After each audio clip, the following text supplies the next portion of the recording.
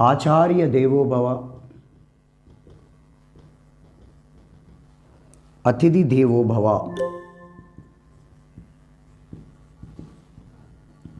అనే వాక్యం తీసుకోబడింది. అనే వాక్యం ఈ ఉపనిషత్తు నుండి తీసుకోబడింది. ఇది చాలా ఇంపార్టెంట్. తైత్తరీయ ఉపనిషత్తు. మనకి ముండకోపనిషత్, ముండకోపనిషత్తు నుండి సత్యమేవ జయతే, సత్యమేవ జయతే అనే వాక్యం తీసుకోబడింది. సత్యమేవ జయతే అనే వాక్యం తీసుకొనబడింది. ఏ వాక్యాలు ఎక్కడి నుంచి తీసుకున్నా, ఏ ఉపనిషత్తు నుంచి అనేది చాలా జాగ్రత్తగా గుర్తుపెట్టుకోండి. బ్రహ్మధారణ్యకోపనిషత్ అని ఉంటుంది. ఇక్కడ నుండి అసతోమ సద్గమయ, తమసోమ జ్యోతిర్గమయ అనే వాక్యం తీసుకోబడింది. గుర్తుపెట్టుకోండి, బ్రహ్మధారణ్యకోపనిషత్.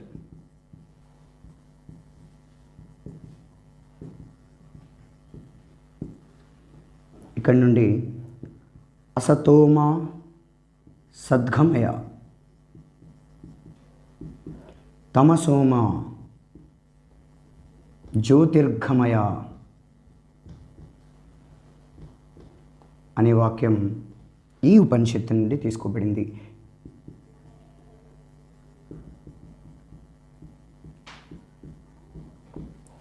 ఇది చాలా ఇంపార్టెంట్ మనకి. ఈ విధంగా ఏ ఉపనిషత్తు నుంచి ఏమేమి తీసుకున్నామని చెప్పడానికి. ఆ తర్వాత మనకి ఇంకొక ఈ చాలా ఇంపార్టెంట్. తైత్తరీయ నుండి మాతృదేవోభవ, ముండక నుంచి సత్యమేవ జయతే, బ్రహ్మధారణ్యక ఉపనిషత్తు నుంచి అసతోమ సద్గమయ, తమసోమ జ్యోతిర్గమయ. ఈ వాక్యాలు ఏ ఉపనిషత్తు నుంచి చాలా జాగ్రత్తగా గుర్తుపెట్టుకోవాలి మీరు. అలాగే ఇక్కడ మనకి ఇంకొక 2 ఇంపార్టెంట్ ఉన్నాయి.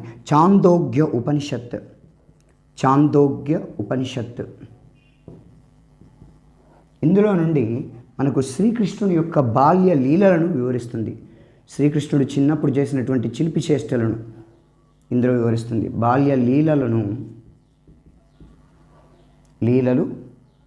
లీలలు వివరిస్తుంది. ఈ ఉపనిషత్తు శ్రీకృష్ణుని యొక్క బాల్య లీలలు వివరిస్తుందని చెప్పుకోవచ్చు. చాందోగ్య ఉపనిషత్తు. అలాగే కఠోపనిషత్,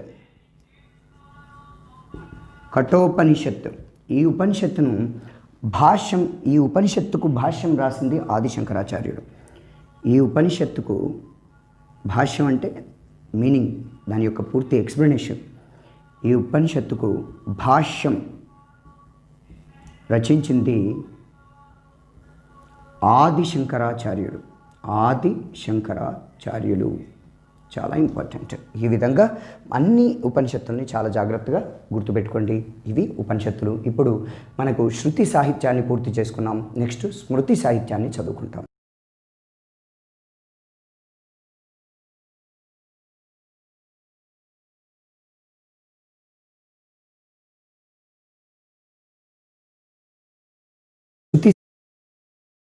శృతి సాహిత్యం నేర్చుకున్నాం.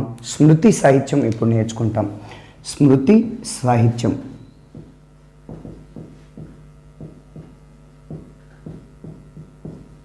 స్మృతి సాహిత్యంలో మనం ఆల్రెడీ చెప్పుకున్నాం. ఉపవేదాలు, వేదాంగాలు, పురాణాలు, ఇతిహాసాలు ఉంటాయి. ఉపవేదాల్లో చూసుకున్నట్టయితే ఫస్ట్ ఉపవేదాలను నేర్చుకుందాం. ఉపవేదాలు ఇవి మొత్తం 4. ఇవి ఎలా గుర్తుపెట్టుకోవాలి? అందరి ఇళ్లలో ఒక్కొక్క గ్యాస్ కనెక్షన్ ఉంటుంది. అలాగే ఇప్పుడు కొత్త గ్యాస్ కనెక్షన్ ఒకటి, డి గ్యాస్ అనేది గుర్తుపెట్టుకోండి. డి గ్యాస్ అని గుర్తుపెట్టుకోండి. ఇవి గుర్తుపెట్టుకోవాలంటే ఇలా డి గ్యాస్ అనేటువంటిది గుర్తుపెట్టుకోవాలి. డి అంటే ధనుర్వేదం. ఇంగ్లీష్లో రాసినప్పుడు ధనుర్వేదం అని వస్తుంది. ఆ తర్వాత గాంధర్వ వేదం.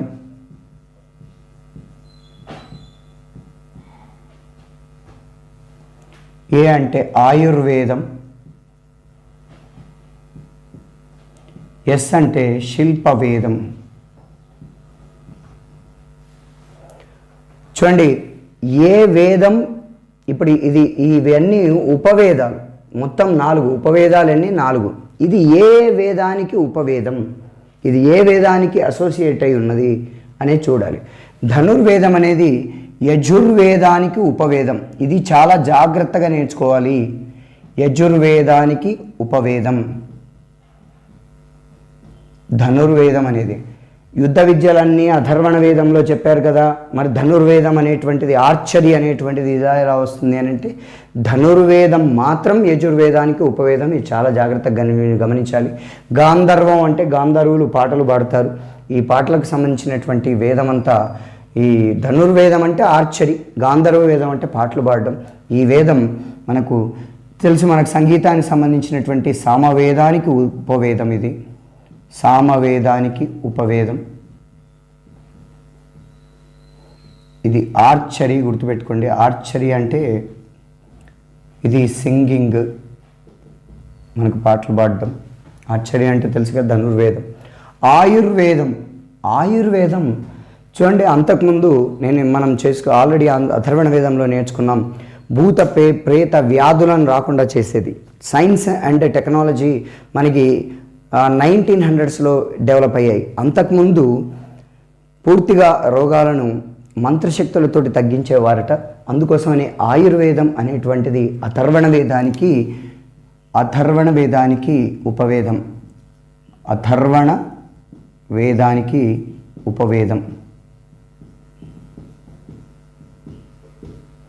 ఆయుర్వేదం medicinal plant science. Medicinal plant science అంటారు దీన్ని. అంటే మొక్కలతో చికిత్స చేయడం, మెడిసినల్ ప్లాంట్ సైన్స్. శిల్పవేదం. శిల్పవేదం అంటే మనకి ఇది ఇక మిగిలింది ఏంటండి, యజుర్వేదం, సామవేదం, అథర్వణ వేదం పోతే ఋగ్వేదం. కాబట్టి ఇది ఋగ్వేదానికి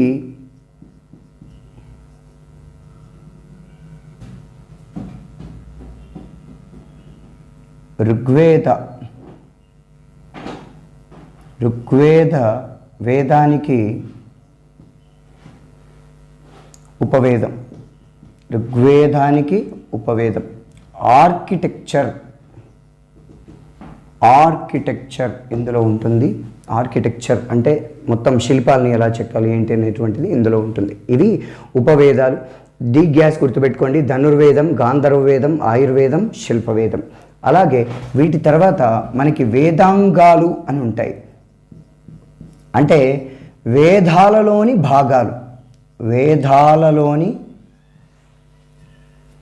భాగాలు. పార్ట్స్ అన్నమాట. వేదాలలోని భాగాలు వేదాంగాలు. ఇవి మొత్తం 6. బాగా గుర్తుపెట్టుకోండి, ఇవి మొత్తం 6. ఫస్ట్ వన్ మనకి శిక్ష అని ఉంటుంది. శిక్ష ఏం చెప్తుంది? వేదాలలోని పదాల ఉచ్చారణ, ప్రొనౌన్సియేషన్. వేదాలలోని పదాల ఉచ్చారణ వివరిస్తుంది. పదాల ఉచ్చారణ ఇది చాలా ఇంపార్టెంట్. ఉచ్చారణ గురించి చెబుతుంది. వేదాలలోని పదాల ఉచ్చారణ గురించి వివరిస్తుంది.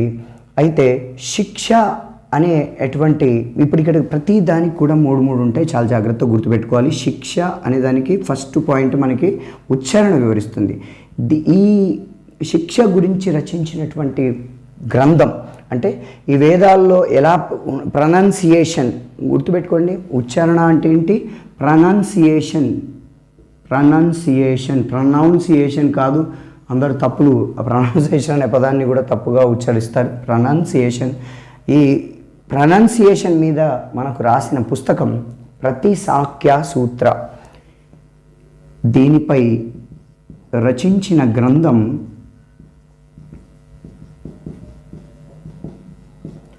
ప్రతిశాఖ్య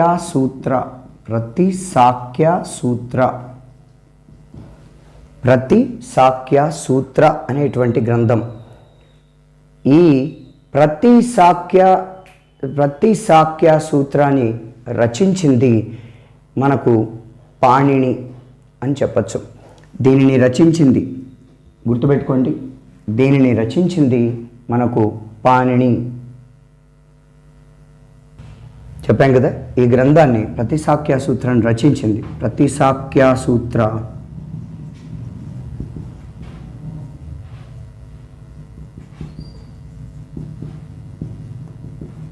రచించింది పాణిని. పాణిని రచించాడు. రెండవది తర్వాత నిరుక్త. ఇక్కడ గుర్తుపెట్టుకోండి, శిక్ష అనేది వేదాల్లో పదాల ఉచ్చారణ చెప్పింది. ఇక్కడ నిరుక్త పదాల అర్థాన్ని తెలుపుతుంది. పదాల అర్థాన్ని తెలుపుతుంది. వేదాలలోని పదాల అర్థాన్ని తెలుపుతుంది.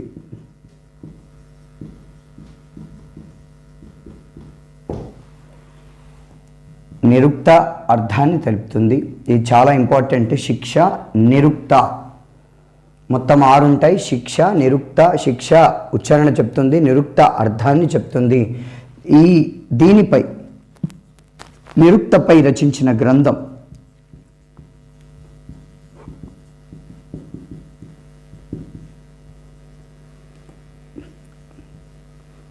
యక్ష అనే గ్రంథం రచించింది. గ్రంథం ఏంటి? యక్ష. యక్ష అనే గ్రంథాన్ని రచించింది యాస్కుడు. యక్ష అనే గ్రంథాన్ని రచించినది యాస్కుడు. ఇది చాలా ఇంపార్టెంట్. నెక్స్ట్ థర్డ్ది, 3వ వేదాంగం కల్ప. కల్ప ఓకే. ఇది వేదాలలోని నియమావళి గురించి, అంటే ట్రెడిషన్స్ గురించి, నియమాల గురించి చెప్తుంది. వేదాలలోని నియమాలను వివరిస్తుంది. వేదాలలో నియమాలు, ఆచారాలు, సాంప్రదాయాలు గురించి వివరించేది మనకి కల్ప. దీనిపై రచించినటువంటి గ్రంథాలు కల్పసూత్రాలు. దీనిపై రచించిన గ్రంథాలు కల్పసూత్రాలు. కల్పసూత్రాలు. ఈ గ్రంథాలను రచించినది చాలా ఇంపార్టెంట్, అశ్వలాయనుడు, సాంఖ్యాయనుడు.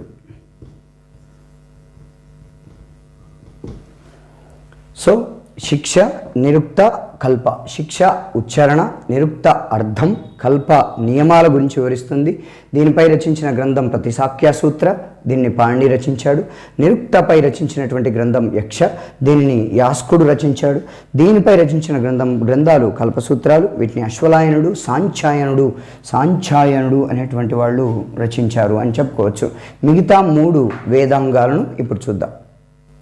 మిగిలిన 3 గ్రంథాల్లో మొదటిది మనకు వ్యాకరణం. 4వ వేదాంగం వ్యాకరణం. ఇది వేదాలలోని శ్లోకాల వ్యాకరణం వివరిస్తుంది. శ్లోకాల మధ్య ఉన్నటువంటి వ్యాకరణాన్ని వివరిస్తుంది, సవరిస్తుంది. వ్యాకరణం ఉందా లేదా అని చెక్ చేసుకుంటుంది, కరెక్ట్ వ్యాకరణం ఉందా లేదా అని. దీనిపై రచించిన గ్రంథం అష్టాధ్యాయి. ఈ గ్రంథాన్ని, అష్టాధ్యాయి గ్రంథాన్ని రచించింది పాణిని. అష్టాధ్యాయి గ్రంథాన్ని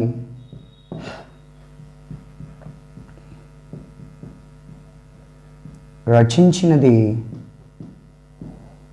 పాణిని. నెక్స్ట్ వ్యాకరణం తర్వాత మనం నేర్చుకునేది జ్యోతిష్యం.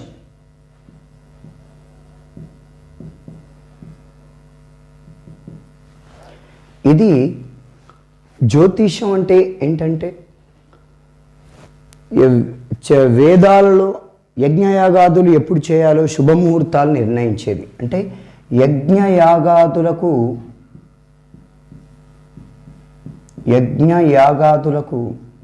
శుభముహూర్తాలను నిర్ణయించడం.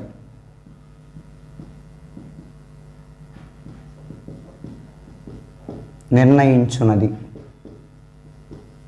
ఏది? జ్యోతిష గ్రంథం. యజ్ఞయాగాదులు ఏ టైంలో చేస్తే కరెక్ట్ అని శుభముహూర్తాలు నిర్ణయించేది మనకి జ్యోతిష్యం. దీనిపై రచించిన గ్రంథం జ్యోతిష శాస్త్రం. దీనిపై రచించిన గ్రంథం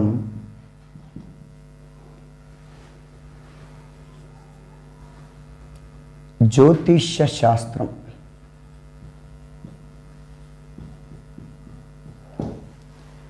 ఈ జ్యోతిష శాస్త్ర గ్రంథాన్ని రచించినది లఘోధ. జ్యోతిష శాస్త్ర గ్రంథాన్ని, జ్యోతిష శాస్త్రం అనే గ్రంథాన్ని రచించినది లఘోధ. లఘోధ అనే అతను జ్యోతిష శాస్త్రాన్ని ముందుగా రాశాడు మనకి. ఆ తర్వాత జ్యోతిష్యం తర్వాత మనకి వ్యాకరణం, జ్యోతిష్యం, ఛందస్సు.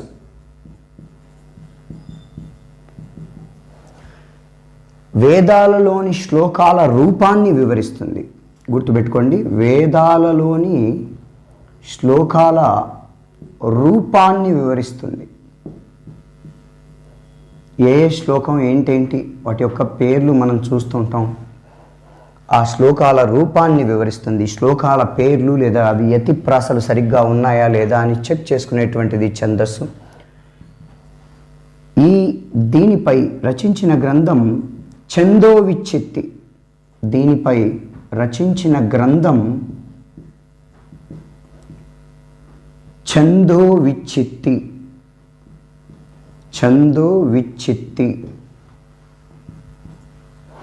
దీనిపై రచించిన గ్రంథం ఛందోవిచ్చిత్తి. దీనిని ఛందోవిచ్చిత్తి అనే గ్రంథాన్ని రచించింది పింగళుడు. అనే గ్రంథాన్ని రచించినది పింగళుడు. ఇంత గొప్ప గొప్ప వాళ్ళు మనకు వేద సాహిత్యాన్ని రచించి మనకు అందించారు. ఆ రోజు యొక్క సాహిత్యాన్ని మనం నేర్చుకుంటున్నాం. ఈ తర్వాత మనం పురాణాలు, ఇతిహాసాలను నేర్చుకుంటాం. ఇప్పుడు పురాణాలు మనకు మొత్తం 18 పురాణాలు. 18 పురాణాలు. 18 పురాణాలు అంటే మొత్తం 18 పురాణాలు. ఇందులో ఎగ్జాంపుల్గా తీసుకున్నట్టయితే వాయు పురాణం, విష్ణు పురాణం, మత్స్య పురాణం, ఇలా తర్వాత గరుడ పురాణం, అనేక పద్మ పురాణం, భగవత్ పురాణం, భవిష్యత్ పురాణం, ఇట్లాంటి పురాణాలు మొత్తం 18 పురాణాలు ఉంటాయి. ఈ 18 పురాణాల్లో మనకు శాతవాహనులను గురించి పూర్తిగా చెప్పే పురాణం మత్స్య పురాణం. శాతవాహనుల గురించి పూర్తిగా చెప్పే పురాణం మత్స్య పురాణం. ఇది బాగా గుర్తుపెట్టుకోవాలి. గరుడ పురాణం మనకు నరకలోకంలో శిక్షల గురించి చెప్తుంది. తర్వాత దాని మీద మనకి నరకలోకంలో శిక్షలు అనే దాని మీద అపరిచితుడు అనే సినిమా కూడా వచ్చింది మనకి. సో ఈ విధంగా పురాణాలు అనేటువంటివి మనకు ఉంటాయి, 18 పురాణాలు. ఆ తర్వాత మనం ఇతిహాసాలను నేర్చుకుందాం. ఇతిహాసాలు మనకు 2 ఇతిహాసాలు. వేద సాహిత్యంలో మనం నేర్చుకునేటువంటి చివరిది ఇతిహాసాలు. ఇవి 2 గుర్తుపెట్టుకోండి. అందులో మొదటిది రామాయణం, రెండవది మహాభారతం. మొదటిది రామాయణం, రెండవది మహాభారతం. ముందు రామాయణం గురించి నేర్చుకుందాం.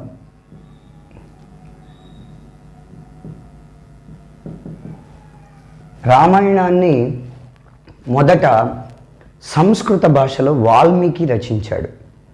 గుర్తుపెట్టుకోవాలి, రామాయణాన్ని సంస్కృత భాషలో వాల్మీకి రచించాడు.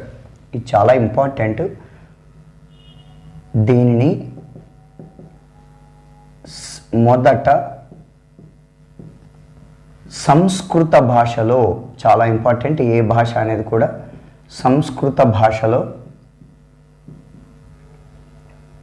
వాల్మీకి రచించాడు.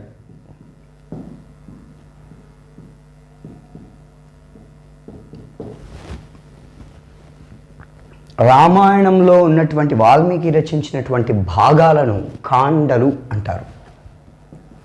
రామాయణంలోని భాగాలను ఏమంటారు? రామాయణంలోని భాగాలను కాండలు అంటారు.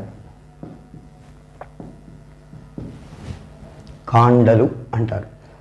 ఇందులో మొదటి కాండ అయోధ్యాకాండ,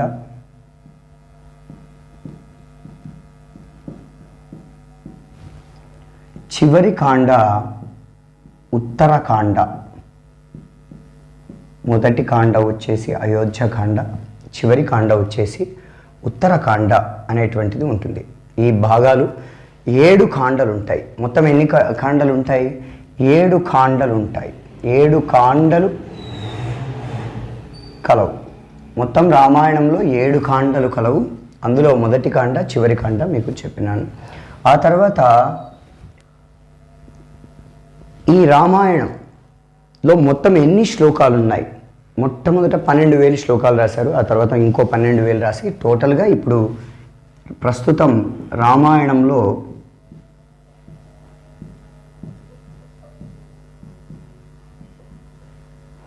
24,000 శ్లోకాలు కలవు. 24,000 శ్లోకాలు కలవు రామాయణంలో. మొత్తం రామాయణంలో ఎన్ని శ్లోకాలు ఉన్నాయి? 24,000 శ్లోకాలు ఉన్నాయి. అయితే ఈ రామాయణాన్ని తెలుగులో రచించింది అంటే మొట్టమొదటి తెలుగులో రామాయణం గోన బుద్ధారెడ్డి గారు రచించినటువంటి రామాయణం రంగనాథ రామాయణం. తెలుగులో మొట్టమొదటి రామాయణం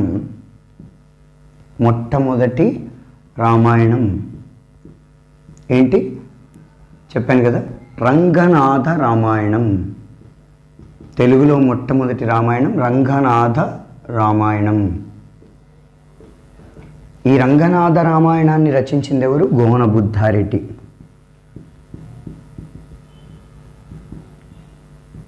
రంగనాథ రామాయణాన్ని రచించినది గోన బుద్ధారెడ్డి.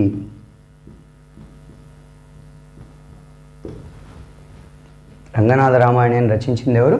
గోన బుద్ధారెడ్డి. ఈ విధంగా మనకు అనేక రామాయణాలు ఉన్నాయి. మొల్ల రామాయణం అని, తిక్కన రాసినటువంటి నిర్వచనోత్తర రామాయణం అని అనేకమైనటువంటి రామాయణాలు ఉన్నాయి. ఇది రామాయణం గురించి మనం సంక్షిప్తంగా నేర్చుకున్నాం.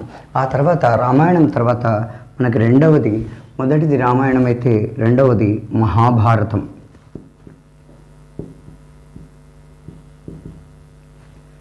దీనిని మొదట సంస్కృతంలో వ్యాసుడు రచించాడు.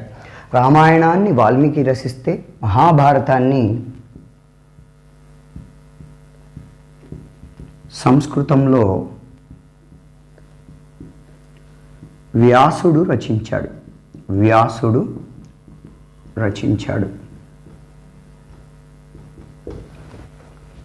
చాలా ఇంపార్టెంట్. వ్యాసుడు రచించాడు. మహాభారతంలోని భాగాలను పర్వాలు అంటారు. దీనిలోని భాగాలను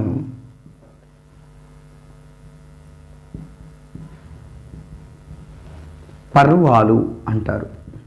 ఏమంటారు? పర్వాలు అంటారు. మొత్తం 18 పర్వాలు కలవు.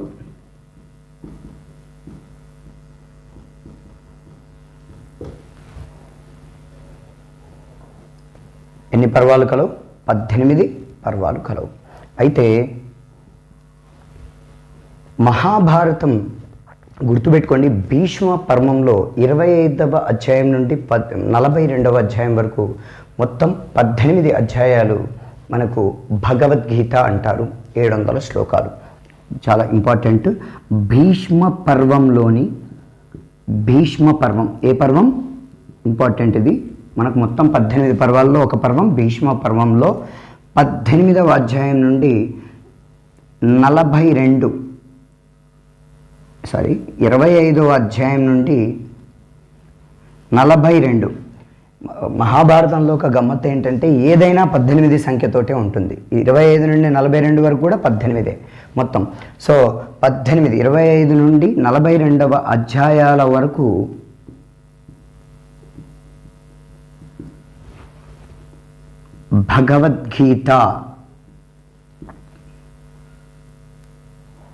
భగవద్గీతగా చెప్పబడింది.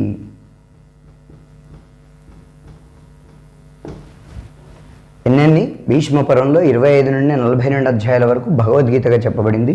భగవద్గీతలో ఎన్ని శ్లోకాలు ఉన్నాయి? భగవద్గీతలో 700 శ్లోకాలు కలవు. ఎన్ని శ్లోకాలు కలవు? 700 శ్లోకాలు కలవు. అయితే మహాభారతానికే జయ సంహిత అని పేరు. కాకపోతే మొదట 8800 శ్లోకాలు రచించబడ్డాయి. అప్పుడు 8800 శ్లోకాలు రచించబడ్డాయి. తర్వాత కాలంలో గుప్తుల కాలంలో మనకు 1,00,000 శ్లోకాలు రచించబడ్డాయి. ఇప్పుడు మిగతా అదంతా ఇన్ఫర్మేషన్ నేను మీకు ఇస్తాను.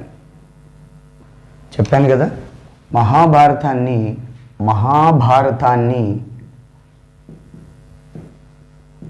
జయ సంహిత అని కూడా అంటారు. ముందు దాన్ని జయ సంహిత అని కూడా అంటారు. అయితే మొదట మహాభారతంలో ఎన్ని శ్లోకాలు రాయబడ్డాయని చెప్పాము? మొదట మహాభారతంలో 8800 శ్లోకాలు రచించబడ్డాయి. అయితే గుప్తుల కాలంలో ఈ 8800 శ్లోకాలు చాలా పెద్ద పెద్దగా ఉన్నాయని మొత్తం 1,00,000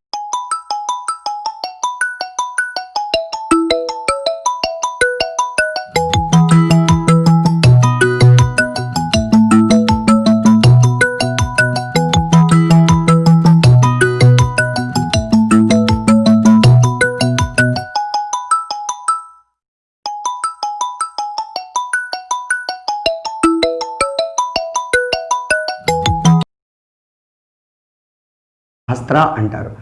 1,00,000 శ్లోకాలుగా రచించాడు.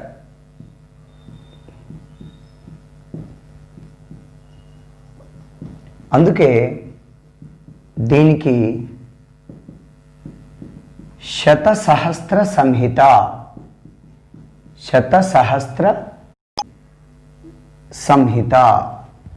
ఇంతకుముందు జయ సంహిత అని ఉంది. తర్వాత 8800 శ్లోకాలని 1,00,000 శ్లోకాలుగా రాశారు కాబట్టి శతసహస్ర సంహిత అని కూడా అంటారు.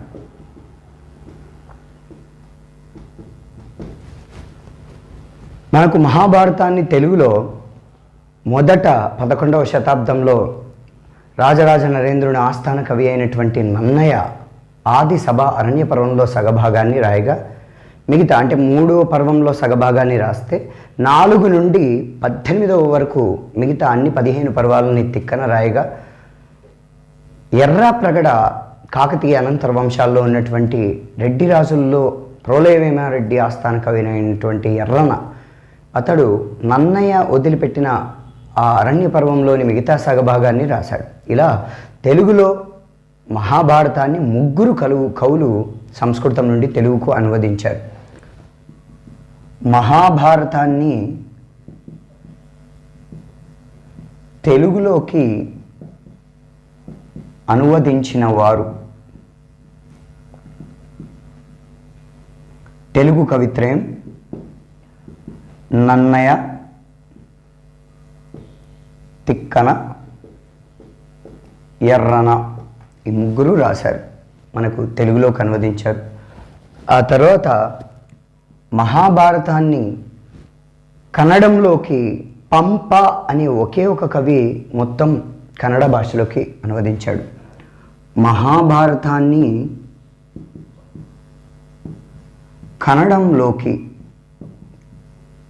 కన్నడంలోకి అనువదించిన కవి పంప కవి. ఎవరు? పంప కవి. ఓకే. అలాగే మనకు మహాభారతాన్ని తమిళంలోకి అనువదించిన కవి పెరుందేవర్.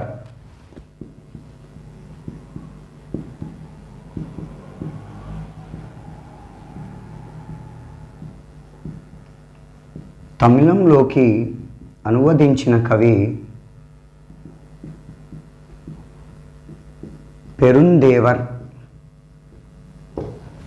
ఈ విధంగా మహాభారతం యొక్క పూర్తి సమాచారాన్ని నేర్చుకున్నాం. ఇంతటితోటి శృతి సాహిత్యం, స్మృతి సాహిత్యం, వేద సాహిత్యం పూర్తి అయింది. ఈ పాఠం తర్వాత మనం రాజవంశాలు నేర్చుకుంటాం. ఆ రాజవంశాల నుండి మనకు చరిత్ర స్టార్ట్ అవుతుంది.